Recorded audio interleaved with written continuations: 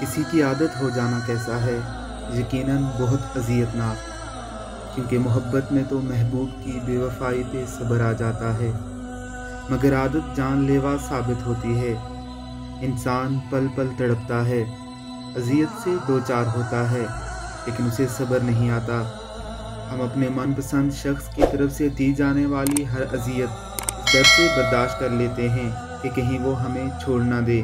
اس کے جانے کے بعد ہمارا کیا بنے گا؟ ہم تو اس کے عادی ہو چکے ہوتے ہیں، یہاں تک کہ اپنی عزت نفس تک کو کچل دیتے ہیں صرف اس کو کھو جانے کے ڈر سے، اور اس کے بار بار ٹھکرائے جانے کے باوجود بھی ہم اس کی طرف ہی لوٹ جاتے ہیں، کیونکہ ہم بری طرح اس کے عادی ہو چکے ہوتے ہیں۔ اور عادتیں تو محبتوں سے بھی زیادہ خطرناک ہوتی ہیں نا۔ اے کریم رب، ہمیں اپنی محبتوں کے حصار میں لے لے کہ تیرے علاوہ کوئی وفادار نہیں، کوئی محبتوں کا قدردان نہیں۔